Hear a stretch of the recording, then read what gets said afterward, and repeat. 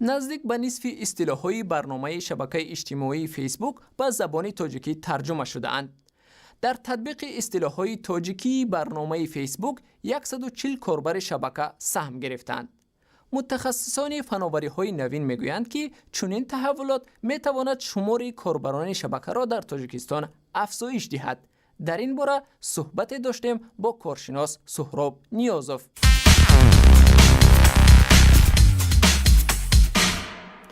سهراب بگوید که اهمیت ورود اصطلاحات تاجیکی به فیسبوک از چی عبارت است؟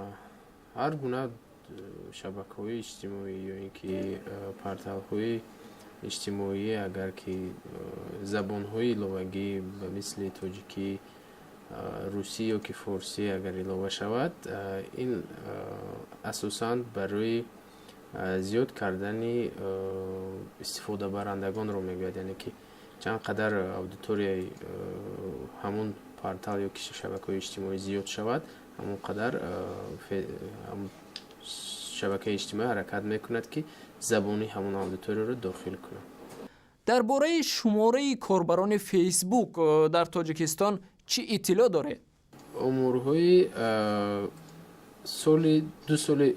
دو سال پیشینه هستند. وقتی که یکمین مرتبه فیسبوک رو در تاجیکستان بلوک کردن، سامانه سوشال بیکرز امورها رو در سامانه خود جا میداد.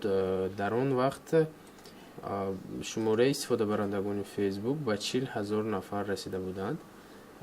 علل خصوص بعد از بسته شدن سامانه حاضر باشد یگان امور آزاد کشاده نیست که ما گوییم که شماره انیقش رو گفته نمیتونیم. برای همین در عین حال ما نمیدونیم گفتن که شماره استفاده برندگان فیسبوک از تاجیکستان چند نفر است. آیا ورود اصطلاحات تاجیکی به افزایش شماره کاربران فیسبوک کمک خواهد کرد؟ این زمان فیسبوک تا 45% فیسبوک ترجمه شده است به تاجیکی و 144 ترجمان هستند که استفاده برندگانی هستند که این رو ترجمه میکنند. تشکر از سهراب نیازوف برای صحبت.